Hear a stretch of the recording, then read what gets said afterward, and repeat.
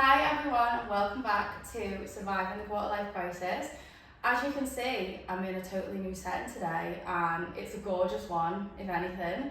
But I have Charlotte on today, who I have wanted to come on the podcast for a long time, haven't I? We've planned it and not got to it for ages. We've put dates in and we've not done it, but no, Charlotte is a proper woman inspo, woman in business. She's got her own salon and I really wanted to have her on today because I find it dead inspiring to be able to talk about how people have got to where they are now.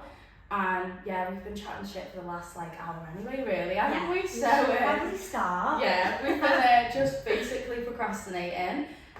But tell me a bit about you, for obviously everybody to have a bit of context on how you've got to where you are now. So obviously you own your own salon. Yeah. You talk at me. Let's find out more. I own my own salon. I've been a hairdresser for 14 years and I'm a mum. I've got a little boy, he's 4. And the main reason I opened my own salon was because I wasn't happy with where I worked and the atmosphere was not the best. My boss was really demanding, didn't feel appreciated, and there was nowhere else for me to go and work. So as much as I always wanted my own salon, I felt a little bit pushed into it almost. It was either stay unhappy or back myself, take the leap and just open a salon, and I'm so glad I did. I know, it's beautiful. I wish, to be honest, I'll put on Instagram in a bit. Before I go, I'm gonna full on record your salon, so she doesn't have an option. We should have done that before we tell the place apart. I know, yeah, probably. I've broken half the chairs in here. She's gonna be sending me a bill. But no, so I love that, and it's obviously such an amazing achievement for you. I'm sure you've been open for a year now. Yeah, it was 12 months in March. Oh my god. So have you always done hairdressing? Is that always everything that you've wanted to do? If we put to a little timeline together, when did you start it all? How long did you work in another salon? And then how long is it that you've wanted to have your own place? I started working in a hair salon when I was 17. I actually worked in a barber's when I was 13, all the way through school, and I wanted to be a barber. Didn't want to be a hairdresser, but the course was a night course, so I had to be 18, and I thought, well, I'll just do hair for a bit first. Yeah. Absolutely loved doing women's hair. Still did end up doing men's hair as well, which a lot of hairdressers don't do that. Oh, I didn't know you did that. Yeah, so I do men and women, and I do enjoy doing men. But yeah, I qualified when I was 18, worked at the same salon forever. I was 17 when I started working there, and I worked there for most of my career up until 2 years ago.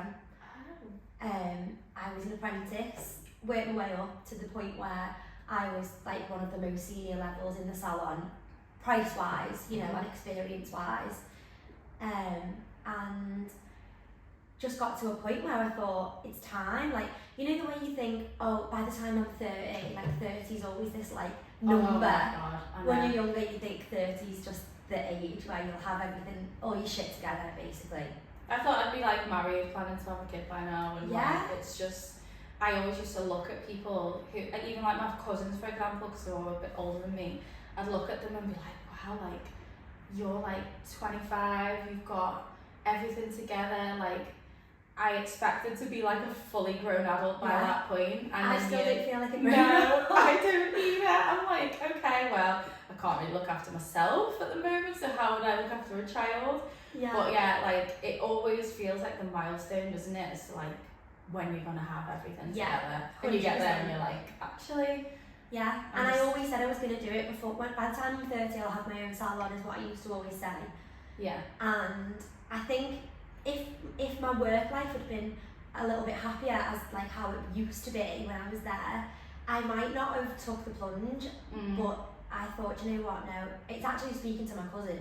He said, if you don't do it now, you're never going to do it. And I thought, yeah, do you know what, you're right. So that's when I took the plunge. I was 29 and when I signed the lease on the salon, and then I opened it just after my 30th birthday. But I've had such an amazing career, and I've had so many opportunities from where I worked previously. I'm not saying, that it was all a bad experience, but I think as times have changed and people aren't as okay with like toxic work environments and being treated in a certain way, it had got to a point where I thought, you know what, actually I need to be happy, and I felt responsible enough to like manage a team and run a salon at that point, so I just took the jump. Do you think that it was sort of one of them where like you were always waiting for like the right time to take like that step and go for it, then you kind of realise maybe it's not something that ever comes around the right time? No, I totally agree with that. I think it's so easy to say, oh well, you know, let's just have this holiday first, or like let's have another baby, or let's do this, when actually you need to just take the jump and take a risk sometimes. Yeah, and it's paid off. Yeah, the way we are now. It is real. Yeah. So back to what you were saying about obviously before and like sort of being in a toxic work environment, do you reckon that's had an effect on how you are as like someone else's manager and how you run your own place? Like you have to manage a full team of people, so yeah, definitely. I think in the hair industry in particular, previously there'd always been this sort of hierarchy. The apprentices get treated like shit and get shouted at, and the stylists get to just swan around, do the hair, leave all their rubbish everywhere, and wouldn't necessarily like mix with the stylist, with the apprentices. And that was just the way it was in hair. Like you would always have the top hairdresser who was dead flamboyant and really highly strung and moody, and it was just accepted.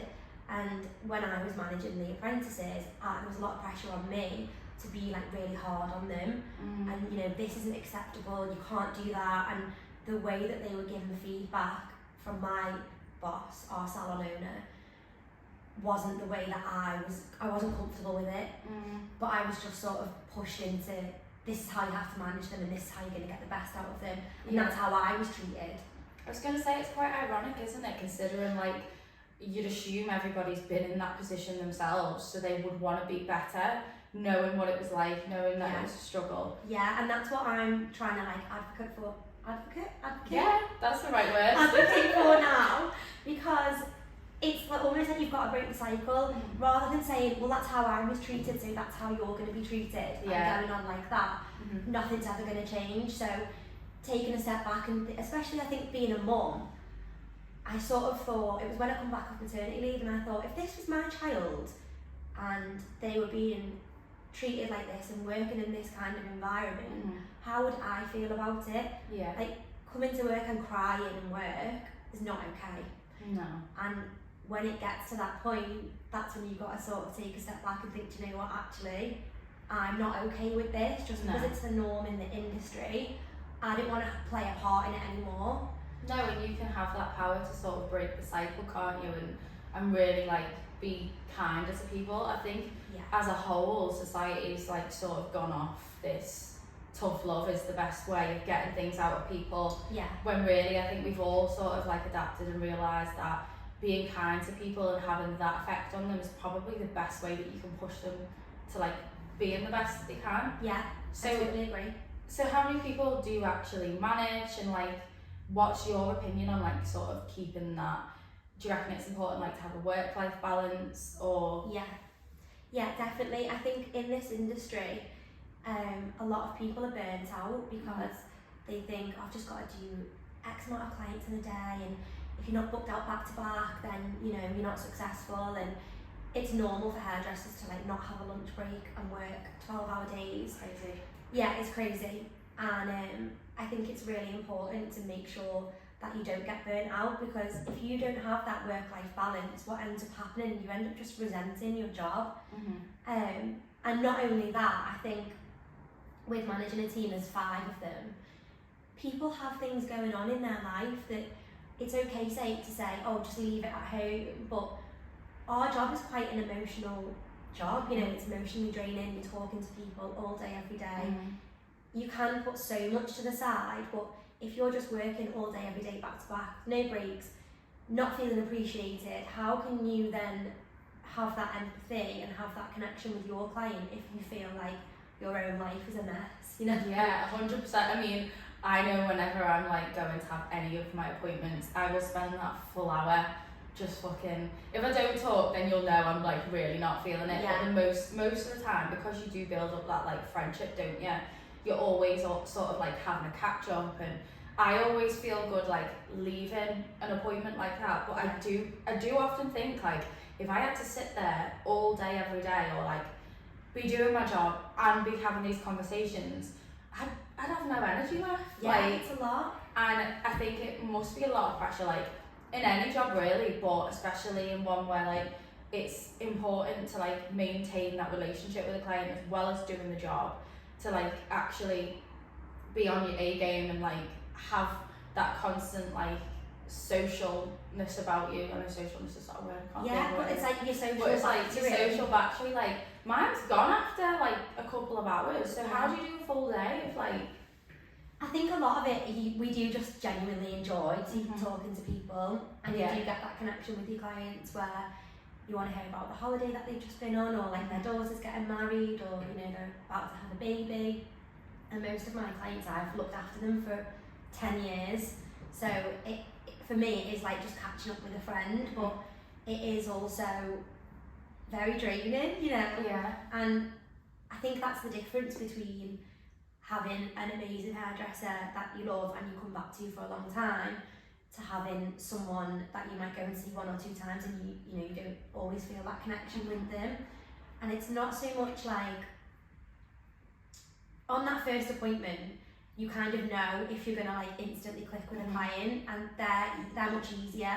Some people are much harder to talk to, you know, and those appointments where they don't talk can actually be harder because you're thinking, do they like me? Do they like the hair? They're not giving much away. But yeah, it's almost like you've got to just sort of put a smile on. And what I always say is to my team as well, we've got loads of clients. The clients have got one hairdresser. So when, say, Christmas time, or like if they've been away or they've saw something that we like, they might bring us in like our favourite chocolate bar, or like bring us in a bottle of wine, because they've just got us. So they might be looking forward to their appointment for 6 weeks.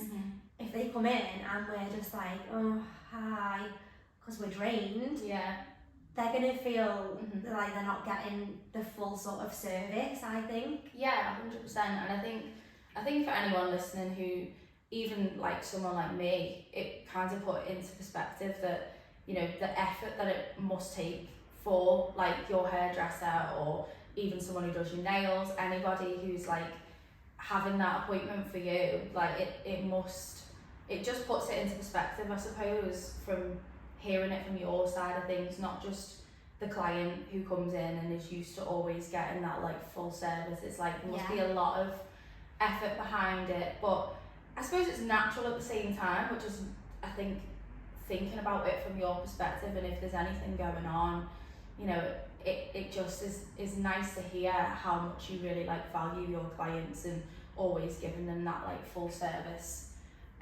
So no, I love that, and I love hearing about just how much that you give to those who you work with to be able to like push them to feel that way too. I think it's lovely. I really, really do, because often you do hear like toxic work environments in any setting are horrible, and it's just really, really nice to hear.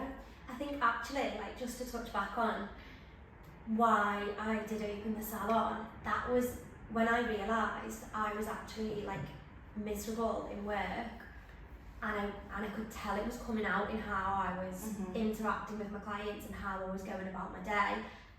Nothing that's ever happened in my life, and so many things, you know, like losing a parent or just having a breakup, you know, nothing ever really impacted my demeanour in work, but it actually got to a point where I was dreading going to work, and most hairdressers really enjoy their jobs, you know, so I think the main thing for me is my priority is making sure everybody that works here feels like supported and happy, because ultimately that's going to affect how my clients and how the salon's clients, how they feel about when they come into their appointment, because they will pick up on it. And I think hearing that like your own experience, I know that you mentioned like way back before about how you never would have known like whether you'd have your own salon or you'd carry on somewhere else.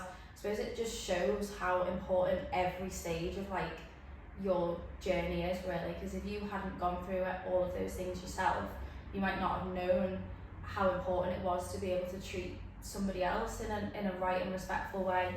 I think sometimes people can just be very like they'll lack empathy and they won't really understand what it's like to be able to go through a difficult time. So I think in any work setting that is so important.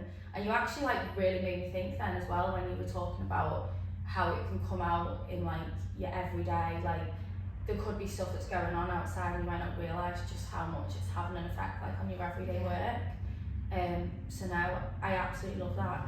And I think in talking about all of this, would you say that like, because I'm obviously like everyone knows I'm like a fucking feminist these days, like it's getting worse, it gets to the point where every time that my boyfriend says something where it annoys me, I'm like, well, you're a misogynist. I'll be like, well, I'll just be single then and not shave my armpits and well, you know, but I think it's really, really important to talk about like even being a woman in business. Like, do you think that has an effect on like the pressures of having to really like manage everything as well? Like you've got, obviously you're a mum, you've got your own business, there's so much arguably that, I mean, if you were to look at it in a stereotypical way, like if you have to do everything, like how do you manage that, how do you control it, and like what's it like for you?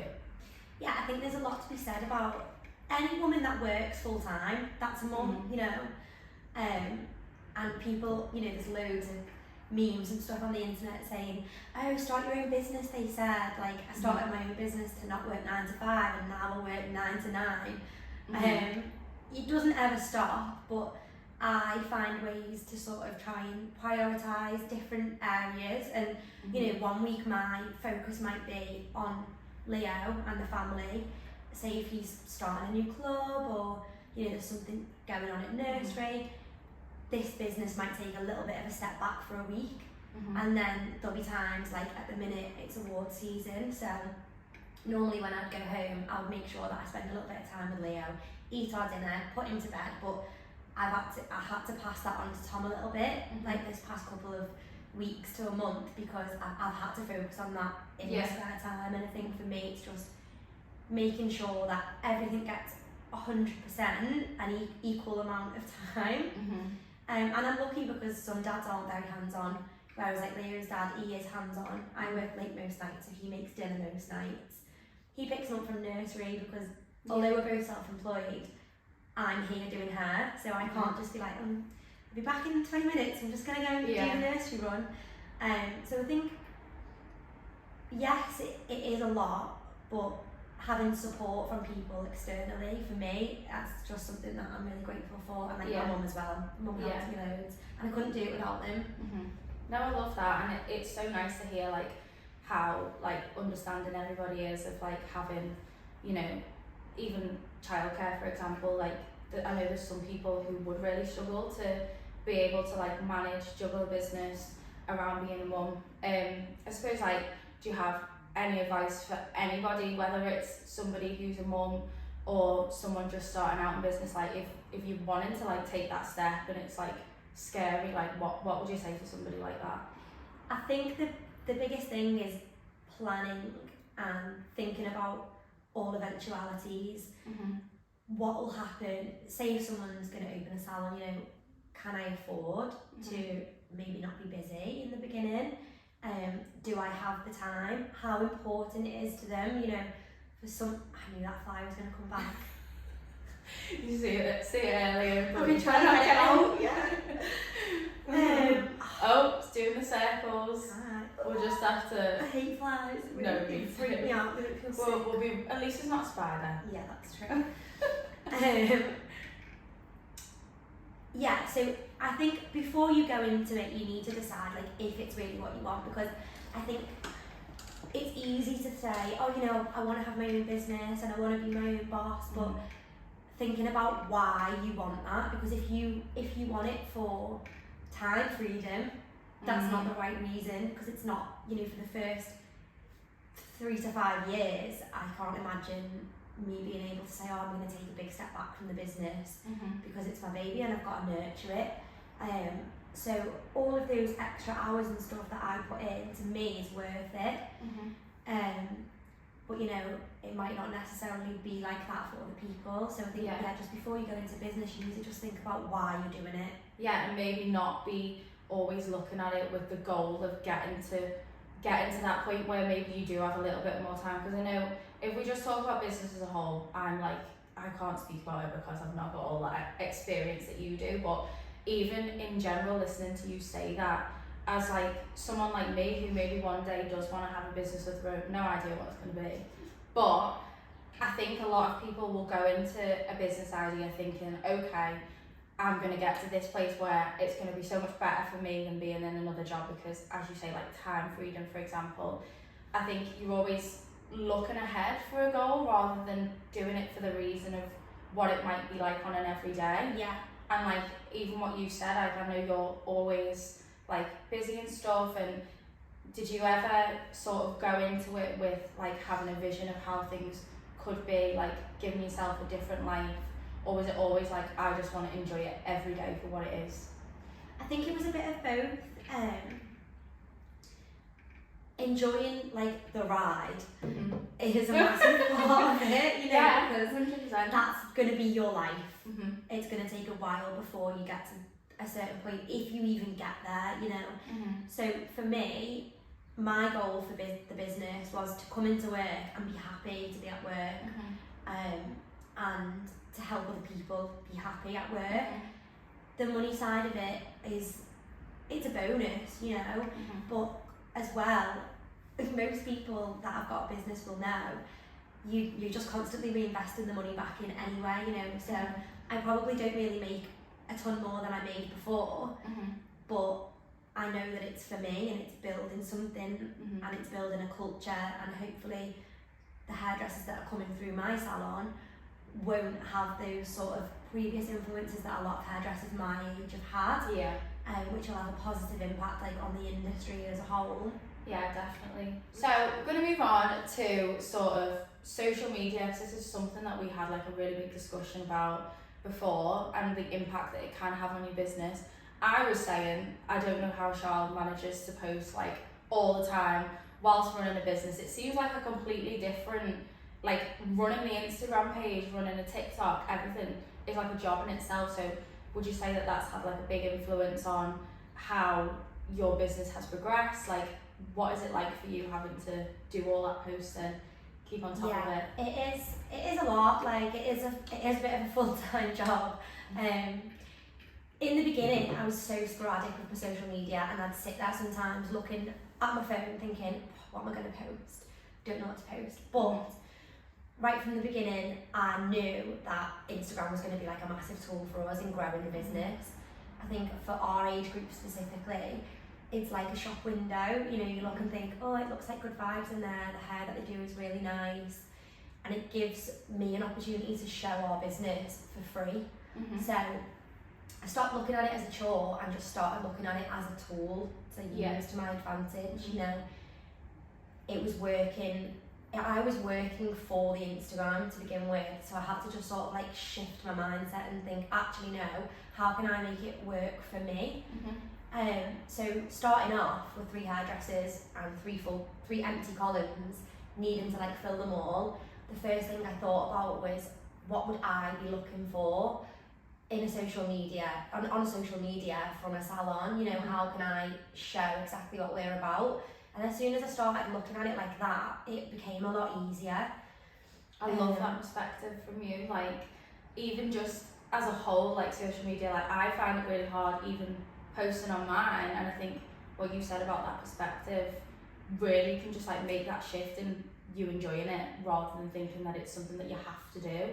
And even like, especially from a salon perspective, it's the first thing that I would do if I was going somewhere new. I'd think, okay, I want to look up on TikTok, have a look at them on Instagram. Yeah. Do you think that maybe like with Instagram, it's the same as it always has been? Like, how long have you been running those accounts? Because I know you've got a few. Yeah. So like, yeah, what's it been like having to sort of always meet the demands of that, I suppose, because everything's always changing, isn't it? It is always changing, and I follow a lot of like social media marketing, digital marketing accounts, Instagram tip accounts, and I just try and gain as much from them as I possibly can, and take inspiration like from the explore page and stuff as well.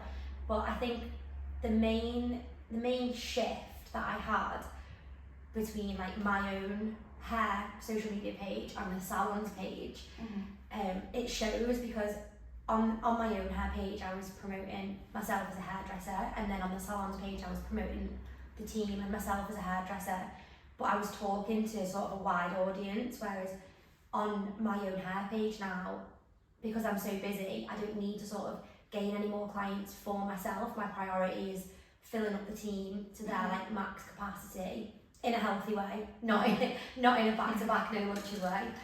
Yeah, definitely not. And when I started focusing my own account towards hairdressers, it literally blew up. Really? Yeah, so in January I had about 1,700 followers. Now I've got 6,500. Oh my god, I was actually having a look at this yesterday because I was looking through each one of your accounts and I was thinking that would be my number one question as to how did you build that following? Was it like an intentional thing? Yeah, it was. Because I was getting to a point where I was posting on both of the Instagrams and it wasn't sustainable, and I thought, do I abandon my own Instagram and just focus on the salons one now? Which, again, from that perspective of what is my account bringing to me? Nothing, because I don't need any more clients. The salons page is a stream of revenue for us, so I thought I'm gonna have to just focus on that one. But before I like totally abandoned my own account, I decided to just dedicate 2 weeks to it, changing my audience, speaking to hairdressers only, not speaking to clients. And in that 2 weeks, so many of my videos went viral and my following grew. So now I'm like, okay, I know my audience on that one. That's amazing. So did you find that like even just having those 2 weeks of focus, that just completely changed everything? Because I suppose sometimes it takes just that little bit of a push in the right direction to even say, okay, I'm going to do it for this amount of time, see where it takes me. Yeah. And it obviously has worked out for you in your favour. Yeah, and everyone talks about having a niche. I don't think it's as much as important about having a niche, because I'm like a very broad, I call myself like an all-rounder hairdresser. I like to do men's hair, women's hair, I do some vivid colours, I do a lot of lifting colours. But just focusing on who am I actually talking to, who do I want to look at my page. Yeah. So on Layered Collective's page, you'll see it's all very consumer focused. How to wave your hair, how to make your colour last longer, what it's like in our salon, 10-second trailer, whereas on my hair page, it's how to gain clients through social media. Yeah. The things that you should be asking in a consultation. So it's just having that clear audience that for me has worked amazing. Yeah, no, I actually really love that, because like that would be a question that I'd ask, you know, just for the advice for everybody, because I know me personally, when it comes to me even trying to run an account for this podcast, I always think, well, there's all of these different tick lists. I know you mentioned like you follow accounts that will tell you like how to post. I feel like sometimes that can be quite overwhelming, because they'll tell you all these different things, like you should be focusing on a niche, you should be posting this many times a week, you should be doing this, you should be doing that. Do you say that like the most important thing for you is focusing on like who you're trying to target, thinking about what they might want? Yeah, definitely. And I've also noticed you don't need to post every single day. No, that's advice for me, I think. Yeah, it's like how often are you supposed to do it? I think staying present on stories is important. So like for the salon, I do try and post every day or every other day. But I've noticed on my own page, like this morning for example, I've not done a post over the whole Easter weekend, and I woke up with 68 new followers this morning. Crazy. And I think the way Instagram pushes your videos, the most important thing is quality. Like before I post the video, I think, would I sit and watch this video? Am I giving any value? Are people going to want to see this? Is it savable? Is it shareable? You know, like shareable might be something, a relatable, funny thing that happens to all hairdressers, or savable could be, save this colouring technique. Unless you're giving someone something from that post, I almost think it's better to just not post. You want like the quality over the quantity. Yeah. So if you can't sustain posting quality content 7 days a week, commit to posting 3 or 4 times a week, but make sure it's really valuable. Yeah, 100%. So I know you mentioned that obviously you think about all these different things before you post something. Do you ever think maybe that sometimes doesn't work in your favour slightly? Because if I sit and I always think, is this post going to give me this or this or this? By the time I've gone through that whole criteria, I don't end up posting it because I feel like it's not good enough. I'll get massive imposter syndrome. Like, how do you find that right balance? I think having imposter syndrome is just so normal anyway. No matter what you do, like, you might think, oh, I can't wait till I feel confident enough to talk on camera because I've got imposter syndrome. Then you get asked to like go on a podcast, for example. I'm like, why have I been asked to go on a podcast? I've got imposter syndrome. Like, yeah, I just think it's normal. And I saw a quote the other day, and it said like, if you don't have imposter syndrome, it means that you're not growing and pushing yourself. So I just try and think about that. But the biggest thing as well that I find with videos and knowing what to post, every time something pops into my mind, I just save it in my notes. Yeah. And don't be scared to like repost the same thing twice. Nobody ever really like notices though, but it gives them the value, and it means that like, yeah, they're seeing that thing a few times, but it doesn't mean for them to be like, oh, you've already posted that. Yeah. That's like hardly ever going to happen. And I think I would, the first couple of times that when I changed my audience and changed the way I posted, one of my friends actually sent me like a screenshot of it saying, oh, this is a bit pushy. Really? Yeah, like, and it's not really your voice. And I was like, well, it is. It's not Lego Collectives, but it's mine, and it's my opinion as a hairdresser.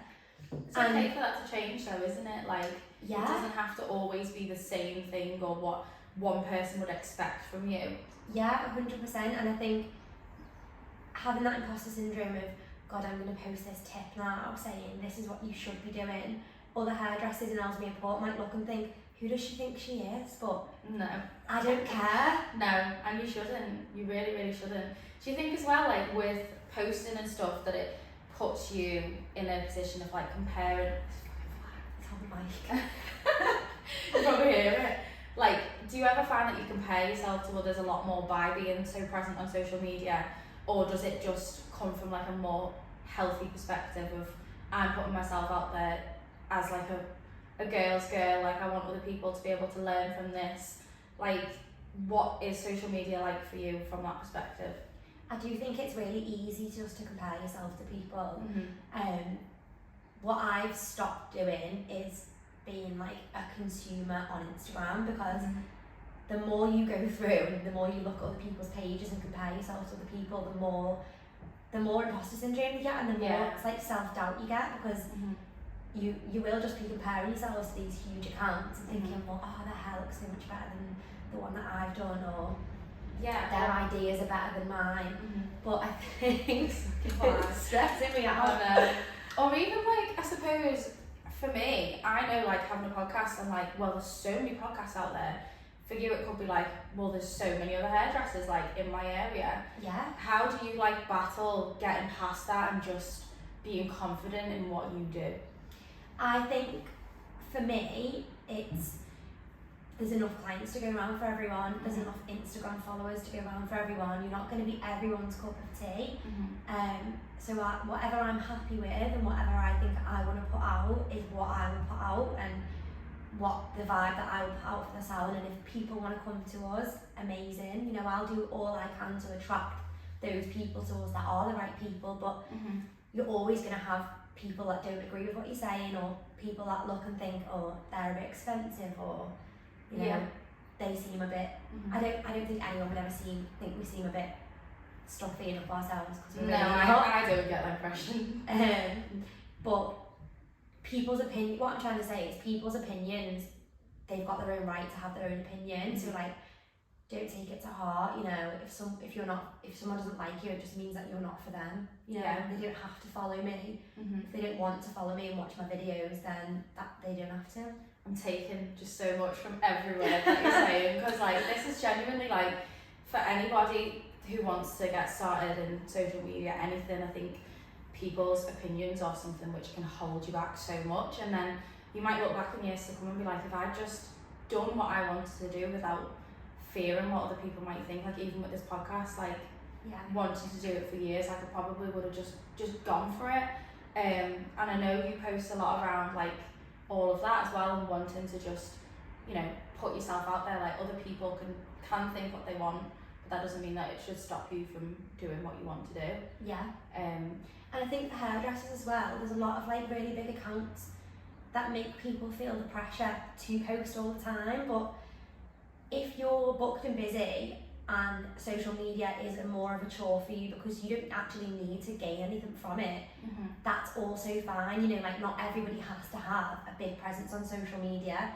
And I think there's a lot to be said as well for huge followings. You don't need loads of followers. If you're known in your area, if you're posting and you maybe get 10 likes on a hair colour, but 5 of those people that liked it then inquire and book an appointment with you, that's great. I think vanity metrics on Instagram for businesses, they don't really count because a lot of people will look without reacting.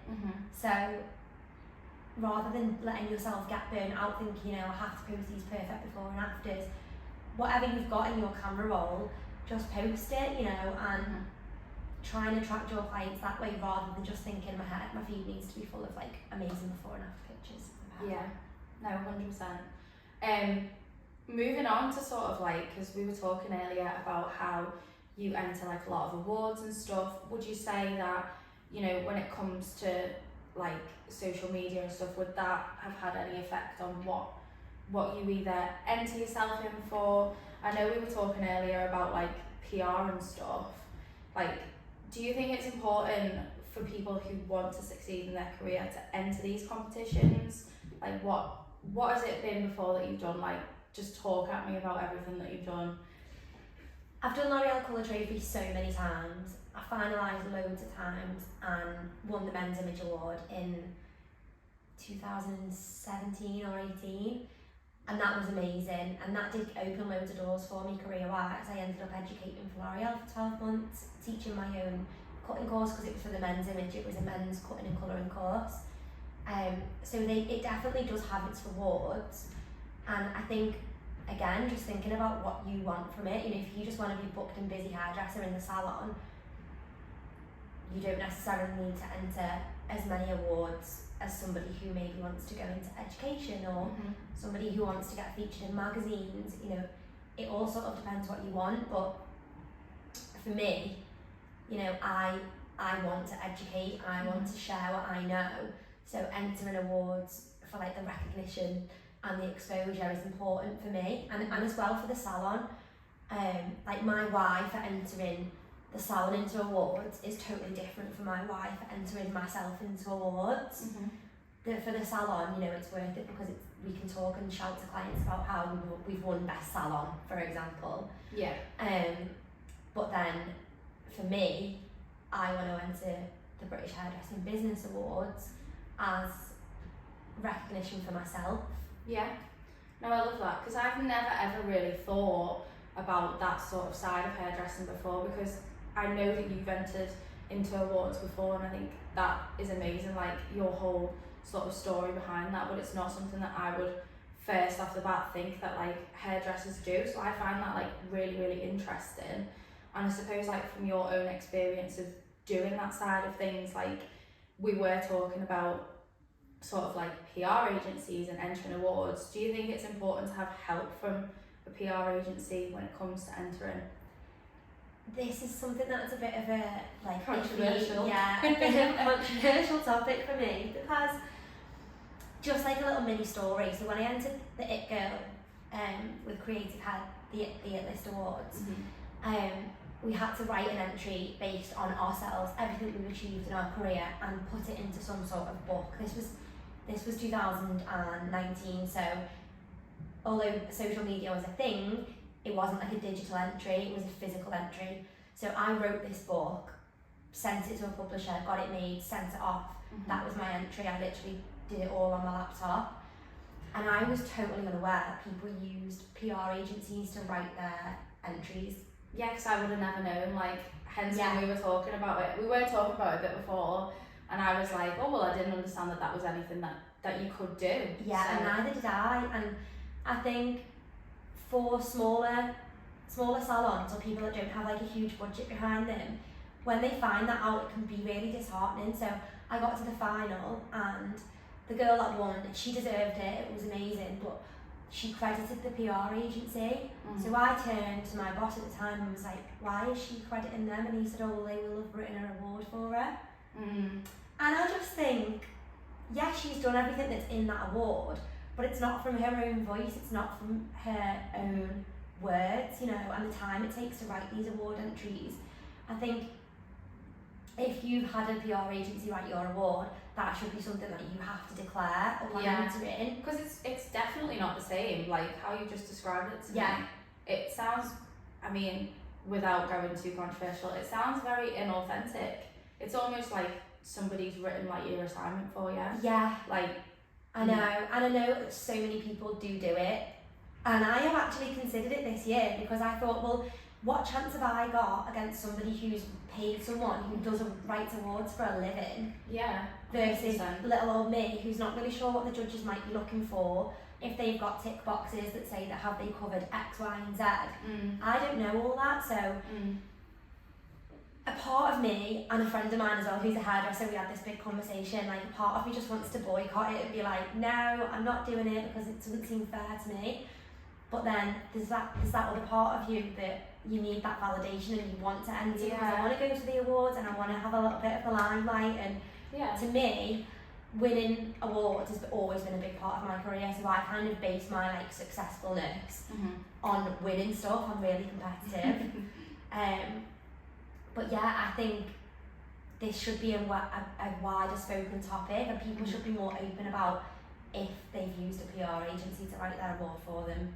Yeah, and would you say kind of like not knowing enough, do you think like because it's so prevalent that people will use it, is that change your opinion as to whether you would go for it purely because maybe it's not something that like from an outside perspective you would have liked the idea of doing but you feel maybe a pressure to do it? Yeah, I feel like at one point I looked into it and then I was like, no, I'm going to write it myself. And then at one point when I was like halfway through, a part of me was just like, what is the point in me even doing this because somebody else who's paid someone to write their award is probably going to win. Yeah. So I was like 50-50 as to whether I was even going to go for it, but I thought, you know what, this is the last year that I'm going to do it, and if I don't get anywhere, I feel like next year I'm going to have to pay someone to write my entry for me. Yeah. Just to have a little bit more of an upper hand like somebody else might, but not everyone can afford to do that, and I do think it closes it off to a lot of people. And I also think a lot of hairdressers are just unaware that that is a thing. Well, yeah, and I think it's not even about whether or not like they're more capable than you are. It almost makes it automatically unfair if you're thinking about somebody using an agency and you're not. Yeah. It's not necessarily about whether you like believe in using it or not. It's almost like they should have some sort of like standard criteria to say that, okay, this person's used this agency and that's automatically putting them on the upper hand, so that it just seems crazy to me the way that you've explained it. I think there should be a box before you submit to say, I have totally written my own entry or I have had help from a PR agency, and I think then the judges would at least understand and they can judge them to the same standard, because for me, I'm not very academic, so there's probably going to be spelling mistakes, grammar mistakes. I might go a bit rambly in one of the answers, whereas a PR agency is going to be like punchy. They're going to know where to put a full stop, what letter to spell a capital letter. And that could be like a few points between two entries. And they could win based on just on how well it was written, not necessarily what's in it. From like an outside perspective, it definitely seems kind of an unfair system, because if you look at anything, to me that would be like, well, if an athlete uses like something that enhances their performance, it's almost like a really similar thing. Like it should 100% be noted down. And obviously like I don't know how much of my own opinion I can give to it, because obviously it's not something that I like work in or I'm involved with, but from an outside perspective that just seems absolutely like mad to me.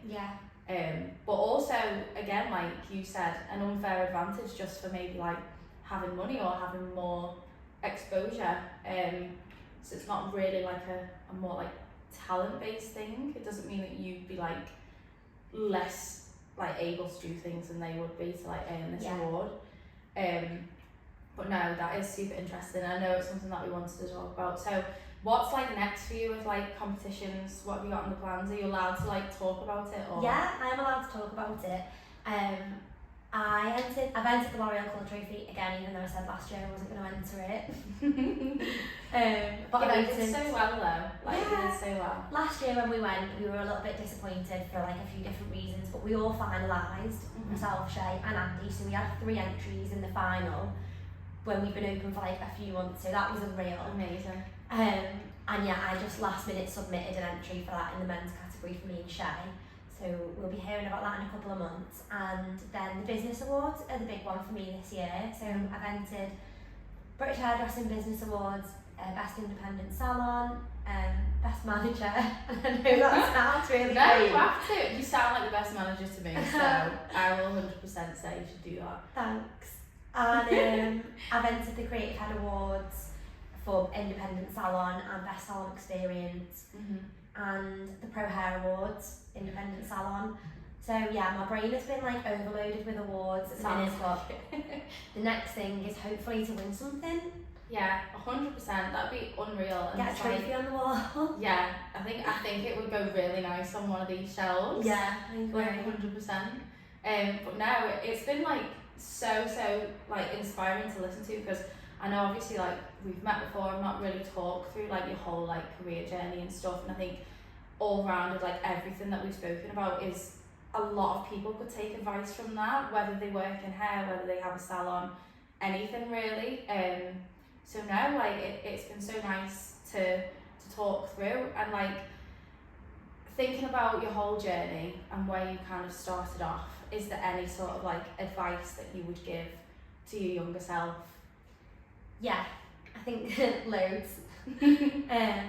I wish I'd made more of an effort to find out about how to run a business earlier, because I think just before I opened, I then started to panic because I actually didn't know anything about running a business. So then I ended up spending a ton of money, and I'm talking like thousands of pounds on business courses. So I think, yeah, more than anything, I wish I had invested the time just to learn a little bit about business throughout my whole career, and also just to back myself a bit more.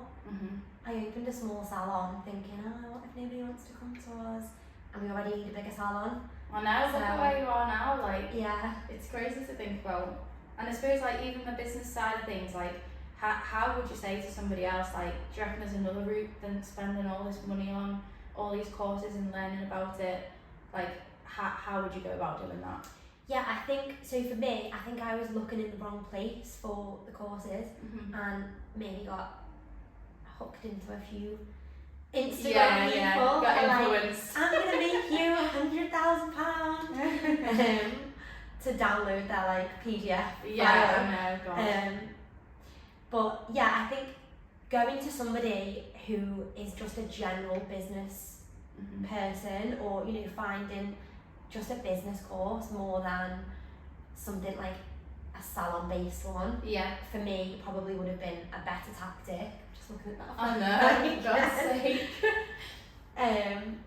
And you don't need to actually know it all before you open, because you're going to learn on your feet a little bit anyway. Yeah. And finding an accountant that's willing to share how to actually track things, because before, when I was educating for L'Oreal, where I was employed, I did have a limited company at the same time, because I was getting paid directly from L'Oreal as well. And the accountant there was so vague, and she didn't really let me in on any of the things that she was doing, so I didn't have a clue what to do without her. And my tax returns were quite expensive, so after I've been on mat leave, I decided that I was going to try and do my own tax return, and I couldn't do it. Doesn't sound like something I'd be able No, to it do. was so hard. I messed up and I got a fine. Oh my God. Yeah, it's so silly. But this accountant is really lovely, and he explains everything to me. So although I'm not going to go away and do my own account, it helps me to understand how to track things in my business a little bit more. Yeah. And some of the stuff that he's taught me, I'd actually paid this other person to teach me when he's taught it me for free. Yeah. So just try and get as much free knowledge Yeah. as you can, and then figure out what you're lacking, and then you'll know sort of where you need to invest rather than just going all in and paying someone to teach you how to manifest to make money. I know, it's such a funny one though, isn't it? Because I am into all of that, but I think to myself, it's got to be a bit of both. You can't just sit and have a wishful thinking Yeah. and like everything's going to miraculously fall into your lap. Sometimes that is like a trap. Like, I think I'm all for the like visualization and even just having the self-belief, because that's like half the battle. But yeah, you've got to take action, and yeah, I think it's something that a lot of people need to like get their heads around. When people say manifest, they don't mean just sit there, close your eyes, and you're gonna wake up and everything will be there. I think you make your own luck. That's like a big thing as well. You know, you've got to work hard. Nothing comes easily. Nothing that's worth having comes easily, does it? No. And just be nice, because I do believe in karma, and I think people on your way up, you could easily meet them on your way back down. And so many people have helped me. Like the staff are amazing. Help me with like if I forget to order something, you know, they're like, don't forget we need gloves or things like that. People that came in and helped me when I was doing the renovations, like you can't do everything by yourself. So appreciate the people that are around you, and I think you definitely attract what you give out. You know, if you're a dick, no one's going to want to help you.